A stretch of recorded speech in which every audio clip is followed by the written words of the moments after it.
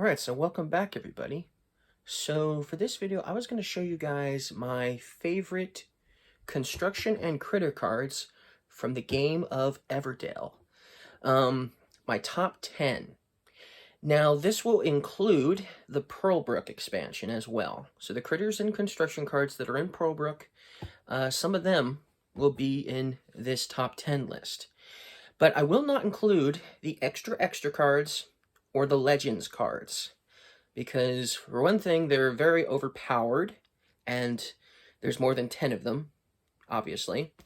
And to compare them with the regular cards that aren't overpowered compared to the ones that are overpowered seems almost unfair in a way to the general cards, to the more common cards, obviously, as well, for that matter, and to the regular unique cards to boot. So this video will focus on just the regular cards, obviously. Regular critters and constructions. So let's get to it. Let's see what my top 10 favorite Everdell critters and construction cards are. Woohoo! Let's check it out. And don't forget to leave a like for this video. Alright, let's get to it. Alright, so here they are. Here are my top 10 favorite cards. Now, some of these are going to be in pairs because I like both the critter and the construction for some of the ones that pair up well with each other. So they will be talked about kind of about the same time. So let's start with number 10 and number 9. Now, number 9 is Ranger, and number 10 is Dungeon. Okay, so I really like, obviously, playing both of these. Now, if I can get both of them played in a single game, I will try to do that. But these are really good on their own, too. So if I can play the Ranger, but can't seem to get a Dungeon to show up, then we'll just go ahead and play the Ranger and forget about the Dungeon. But if the Dungeon shows up later in the game, I will probably play it at least, so I can do its effect at least one time, if not twice. Of course, obviously, if I can't find the Ranger and I find the Dungeon, well, I don't get to activate the Dungeon more than once, because I'd need the Ranger, obviously, to do its effect twice. So let's talk about the Dungeon first, because construction cards are never free compared to corresponding critters. So this is a unique construction for Dungeon. It's 0 victory points. It cannot be used with any other card playing ability. When playing a construction or critter, you may place a critter from your city face down beneath this dungeon to decrease the cost by 3 resources of your choice. So I really like the Dungeon because efficiency is key in this game, I would have to say, for Everdell. And sometimes when you're building your town, there are critters that, for instance, you put in your town, but then later on you decide you don't want them in your town. But, you know, there's not very many ways to get rid of them. You can't just simply choose at any time of the game, during the game, to just simply get rid of a critter in your town. But you can throw them down in the dungeon. So it's kind of thematic in that sense that if you wanted to play a new construction or a new if you wanted to play a new construction or a new critter, you can throw a critter you already have in your town into the dungeon to obviously decrease the cost of said construction card or of said critter by 3 resources. Most likely, I would use the Dungeon to play a new construction in my town, because obviously critters can only be paid usually with berries. So, but that doesn't mean I wouldn't use the Dungeon to get another critter in my town either. And if I was able to get the Ranger, I would get to do the Dungeon effect twice. So it's a good way of another good way of using the Fool. If you have the Fool in your town and you have a Dungeon, then you can just simply throw the Fool into the dungeon and you don't worry about those -2 points that the Fool provides, plus you get to play another construction or critter in your town for the cost of -3 resources. So that's really useful. So yeah, sure, bring me that Fool. If I've got a dungeon in my hand, or I've got a dungeon in my town, and someone gives me the Fool, I'll be like, well, I'll just thank you very much for that Fool, because now I've got someone very useful to put into the dungeon. And of course, if there's another critter that, you know, doesn't seem to provide very many victory points, or its effect that I was so interested in the beginning of the game is no longer useful to me, obviously, the dungeon is a good way of obviously utilizing and obviously efficiently building your town. Now, the ranger is very good on its own as well. So you need 2 berries, obviously, to put it into your town. Unless, of course, you've got the dungeon. Then you get to put it in your town for free. The ranger is going to give you 1 victory point, but the points aren't really what I care about. Yes, I mean, we want to get victory points and we want to win the game, but when it comes down to cards, I don't choose my favorite cards based off of victory points. If I did that, then almost none of these would be on the list. But I do it for their effects. And so the ranger is, you get to move one of your deployed workers to a new location. So that's really cool. So basically, in a sense, I get to use one of the workers I've used again. I get to move them to another location and get whatever resources or cards or whatever that I would get from that location, or effect for that matter. So the ranger is extremely useful. Of course, it's a one-time use, and since it's a unique critter, you can't have more than 1 ranger in your town. So still, it's worth it for its one-time use for sure. I really like it for its one-time use. And then, of course, the dungeon, it makes the dungeon even more powerful and more useful. So that's my number 9 and my number 10. Okay, so let's move on. And we have another combo here. I actually like the construction card better than the messenger. So this one is 8, and this one is my number 7. Okay, but because the construction allows you to play critters for free, depending on what critter it is, we will talk about the bridge first. So the bridge is a unique construction, so you can only have 1 of these in your town, but you get to increase your hand size by 1 for every pearl you have. I really like that. It makes pearls even more useful. Pearls are very useful in Pearlbrook, obviously, but it makes more use of having pearls. And if you have more than 1 pearl, then you get to increase your hand size by more than 1 card. So that's awesome. And it has another effect, which I also like. Also, draw 2 cards every time you gain a pearl. So if you get this before you have any pearls, the first time you gain a pearl, you'll get to draw 2 cards. And you get to do that every single time you gain a pearl. So if you gain a couple of pearls or 3 pearls or something like that, you're going to get to draw a few extra cards. Plus your hand size limit's going to go up by 1. So regardless, you should be able to at least keep 1 of the cards that you obtained, because your hand size limit increases it by 1 as you gain those 2 cards. So it's really useful. It's a good way to get cards for sure. And then the messenger, which is paired with the bridge, I also really like. It's a common critter, so you can have more than 1 of these in your town. It's not worth any victory points, but the cool thing about this is it must share a space with a construction. When visiting a river destination, this messenger is considered the same color as the shared construction. So it's really interesting, because it's not just simply, it's not just not taking up space. It doesn't take up any space in your town. That's one thing I like about it, is it does not take up any space in your town. Of course, you need to have a construction card in your city already to obviously move this to that location, hence maybe the bridge. Of course, I will still try to play this even if I don't have the bridge. And likewise, the bridge, I will most likely try to play the bridge even if I can't get myself a messenger. So that's one other reason why I like these cards. Even though they work well together, they're not a must-have to have both. It's not a must-have, at least not in my eyes. But what's really interesting is it's going to share the space with that construction, but then it also gets the same color as well. So if you're trying to achieve a certain goal and you need certain colors to do that, obviously like a certain event or a special event or something like that, this is useful because it's going to turn this tan traveler into the other color.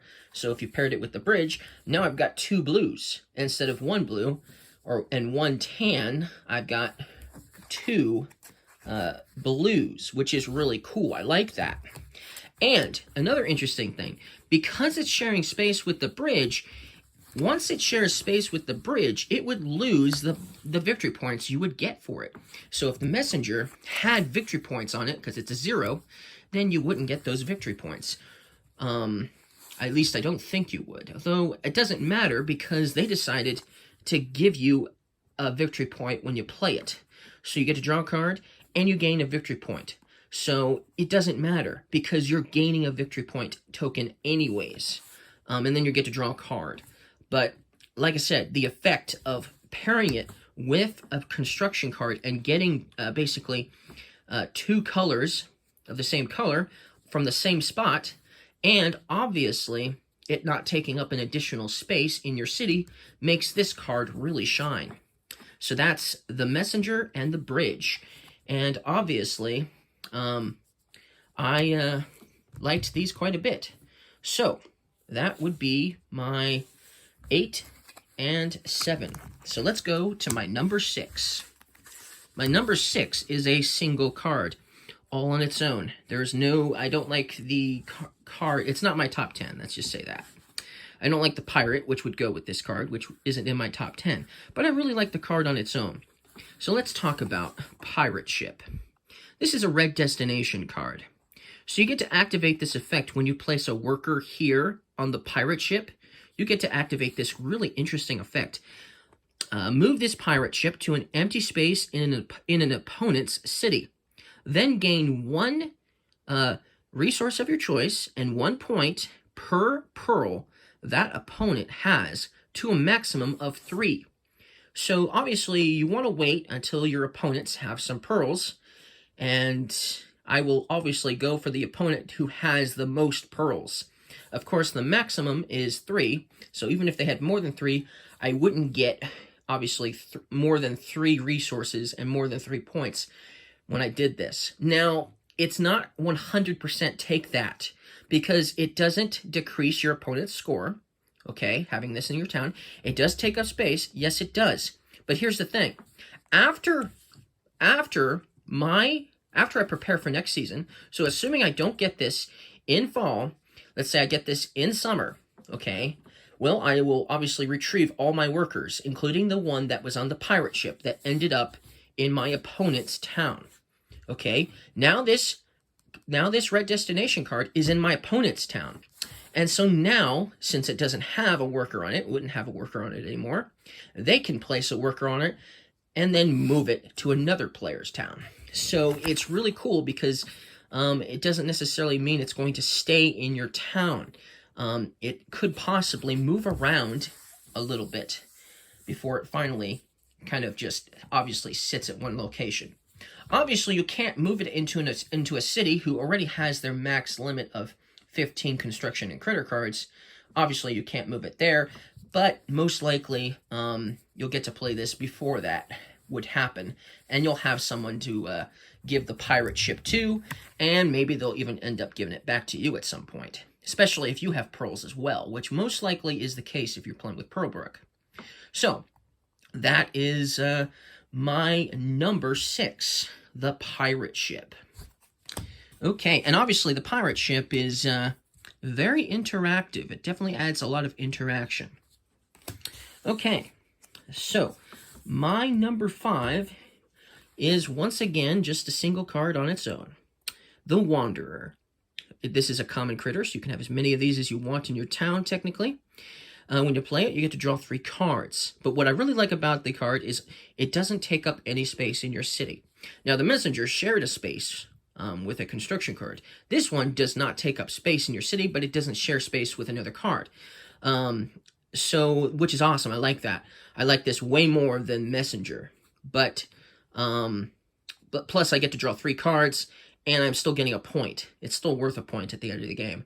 So it's better than Messenger is, but the only reason why Messenger isn't more favored than this is because of that reasoning.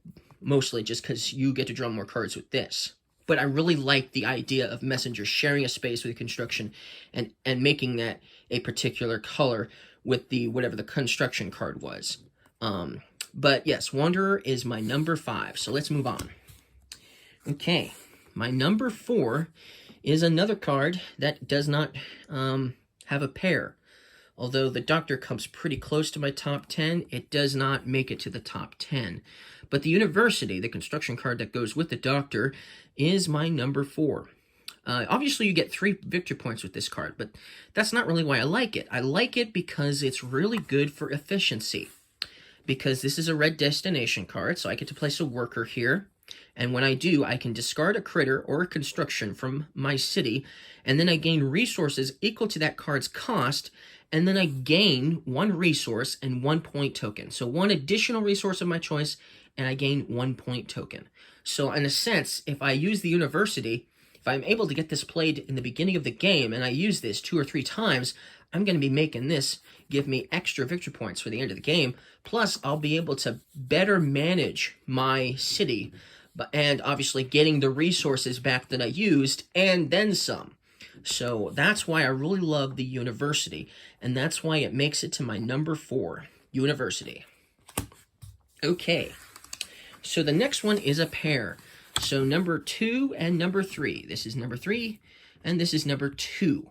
So let's talk about, obviously, the clock tower first, because it's the construction.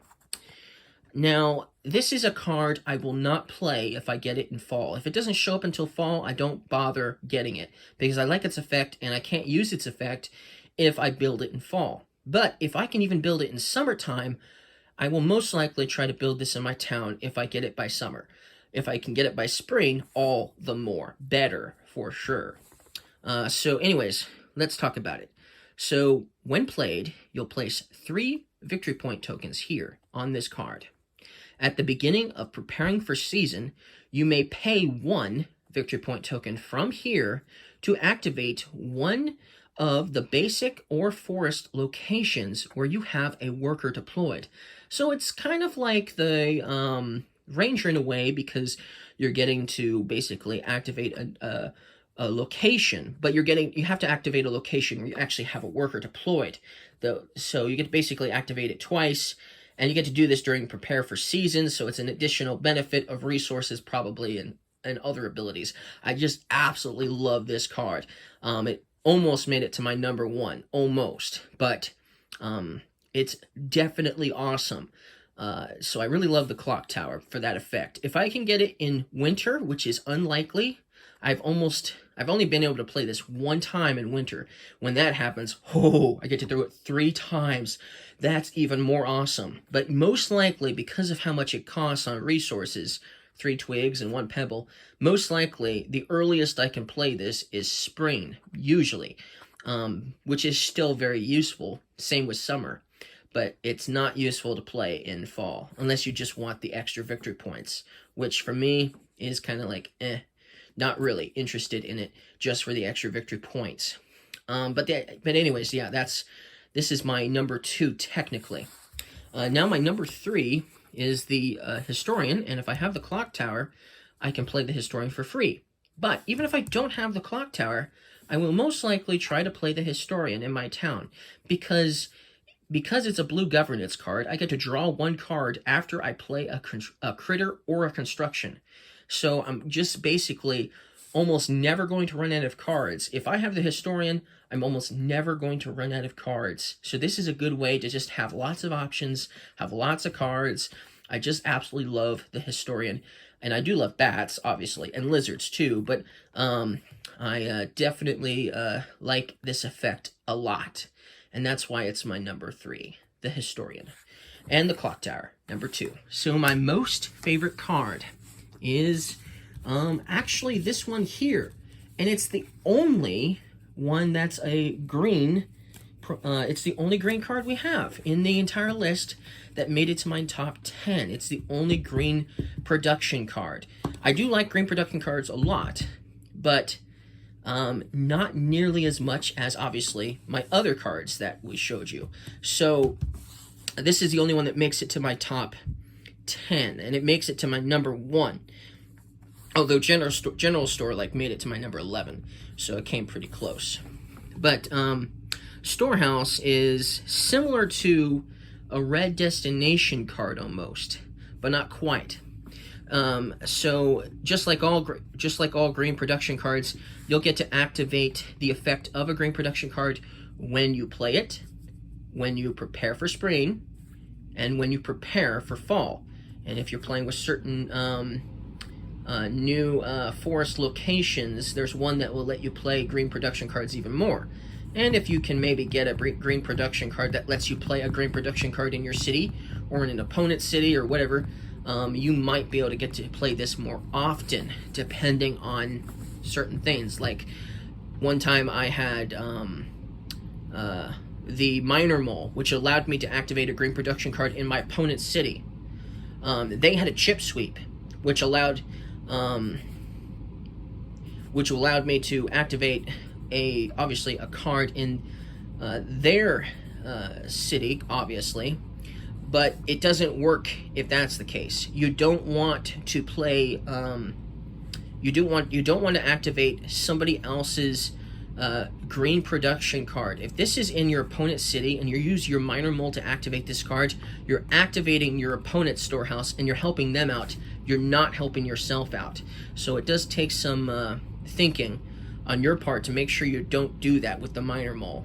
But like I said, chip sweep would do that too. You don't want that to happen if it's an opponent's chip sweep. But if you do it with the Minor Mole, and you have a Minor Mole and your opponent has a Minor Mole, and you want to activate this more often, get it as much use out of it as possible, you can use your Minor Mole to activate your opponent's Minor Mole, which will then activate your storehouse if that's what you choose. So that's one way to do it more often if you somehow have that equation. If they have a Minor Mole and you have a Minor Mole and you have a storehouse, you could get to activate this quite a bit. But every time you get to activate it, you'll get to place 3 twigs, or 2 resin, or 1 pebble, or 2 berries on the storehouse from the supply. And then, when you place your worker here, you'll take all the resources on this card, which is why it's like a Red Destination card. That's what makes it like that. Of course, you will want to wait to do this probably in fall, so that way you can get as many resources as you can from the storehouse without wasting too many workers. So this takes planning ahead, obviously, and obviously preparing for fall, so that way you have a powerful fall round. So you can do a lot of stuff in fall, play a lot of cards, that kind of thing. This is definitely going to help you out if you're preparing for fall, in a sense. So it's sort of thematic in that sense too, because you're storing for the future. And that's why this one makes it to my number 10, because it's just so powerful. If you can get this played, I try to play this, if possible, I try to play this before spring, but most likely it doesn't get played until spring, so I'm only going to get to do this maybe twice, unless we're playing with a particular forest location that allows us to activate green production cards. But if you can get this played in winter, oh yes, try to play this in winter if you can. If at all possible, it's definitely worth it. So that's my number 1, Storehouse. Okay, so don't forget to leave a like if you guys liked this video. And I also just wanted to briefly show my favorite powers. I'm not going to talk about them, but my favorite critter powers, I just wanted to briefly show them. So you can obviously read this yourself and pause it. But this is my favorite power, critter power. It's also my favorite critter to play with, the lizards, wanderers. Okay, so that's my favorite. That's my number 1 favorite.